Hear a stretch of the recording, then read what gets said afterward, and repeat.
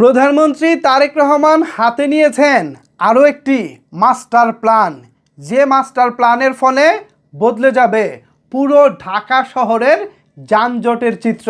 এবার দেশবাসীকে নতুন এক ঢাকা উপহার দিতে যাচ্ছেন প্রধানমন্ত্রী তারেক রহমান।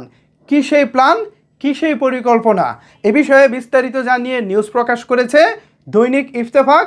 এখান থেকে আমরা বোঝার চেষ্টা করব প্রধানমন্ত্রী তারেক রহমান নতুন কি পরিকল্পনা হাতে নিয়েছেন। তার আগে আপনাদের কাছে অনুরোধ করব, ভিডিওটি বেশি বেশি করে শেয়ার করে দিন। প্রধানমন্ত্রী তারেক রহমানের নতুন এই পরিকল্পনা সম্পর্কে দেশবাসীকে জানার সুযোগ করে দিন। ভিউয়ার্স, এবার চলেন মূল বিষয়ে আলোচনা করা যাক।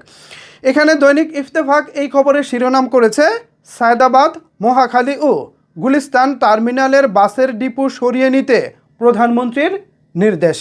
মূল খবরে বলা হচ্ছে, রাজধানীর সড়কে শৃঙ্খলা ফিরিয়ে আনা এবং দীর্ঘদিনের যানজট সমস্যার সমাধানে রাজধানীর সায়দাবাদ, গুলিস্তান ও মহাখালী টার্মিনালের বাসের ডিপো সরিয়ে নেওয়ার নির্দেশ দিয়েছেন প্রধানমন্ত্রী তারেক রহমান। সোমবার 15 জুন সকালে বাংলাদেশ সচিবালয়ের মন্ত্রিপরিষদ বিভাগের জনপ্রশাসন সভাকক্ষে অনুষ্ঠিত যানজট নিরসন ও ট্রাফিক ব্যবস্থাপনা আধুনিকায়ন বিষয়ক তৃতীয় দফায় সভায় প্রধানমন্ত্রীর সঙ্গে বৈঠক শেষে সাংবাদিকদের এ তথ্য জানিয়েছেন ঢাকা মহানগরের 2 প্রশাসক।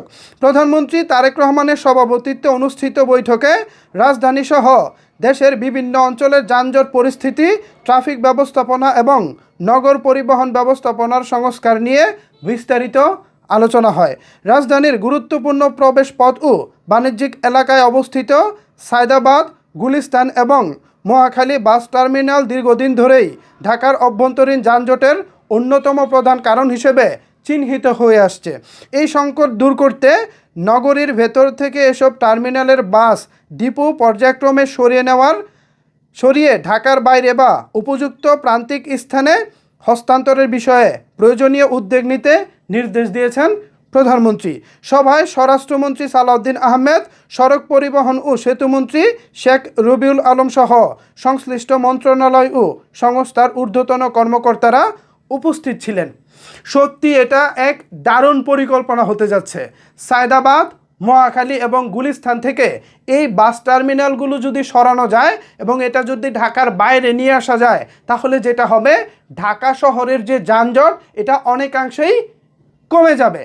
আমরা সারা দেশের মানুষ এটা থেকে কিভাবে উপকৃত হব? আমরা সারা দেশের মানুষ এটা থেকে উপকৃত হব এইভাবে। আপনারা জানেন, আমরা যখন ঢাকার বাইরে থেকে জরুরি কোনো কাজে ঢাকা যাই, কিংবা আমাদের আত্মীয় স্বজনকে অসুস্থ হলে, রুগী হলে যাদেরকে নিয়ে আমরা ঢাকা যাই, ঢাকা গেলে কি হয়, যানজটে পড়তে হয়। যানজটে আমাদের রুগীদের অনেক নানা রকমের ঝামেলায় পড়তে হয়, অনেক রুগী রাস্তাঘাটে মারা যায়। তো এই যখন অবস্থা, তখন অনেকে ঢাকা শহরে যারা বসবাস করেন, যারা অফিসে যাতায়াত করেন, অনেক সময় তারা টাইমলি অফিসে যেতে পারেন না, বসের ঝাড়ি শুনতে হয়, অফিসারের ঝাড়ি শুনতে হয়, নানাভাবে ভাই এই যানজট আমাদের অর্থনীতিকে এমনভাবে জড়িয়ে ধরেছে যে এখান থেকে যদি মুক্তি না মিলে, তাহলে আমাদের আসলে দেশ এগিয়ে যাবে না, অর্থনৈতিকভাবে আমরা নানাভাবে পিছিয়ে পড়ব। সো সেই জায়গা থেকে প্রধানমন্ত্রী তারেক রহমান আজকে যে নির্দেশ দিয়েছেন, সেই নির্দেশের ফলে আমরা আশা করি ইনশাল্লাহ আমরা এই যানজট থেকে একেবারে মুক্তি পাব এবং নতুন এক ঢাকা শহরকে আমরা দেশবাসীকে উপহার দিতে পারবো বলে অন্তত বিশ্বাস করি। দেখা যাক প্রধানমন্ত্রী তারেক রহমানের এই নির্দেশের ফলে আমরা নতুন ঢাকাকে কতটুকু নতুন হিসেবে দেখতে পাই। তবে প্রত্যাশা রাখবো আমরা নতুন এক ঢাকাকে পাবো এবং যানজটমুক্ত ঢাকাকে পাবো। সত্যি কথা বলতে, এই যানজট আমাদের সব কিছুকে আসলে উলটপালট করে দেয়।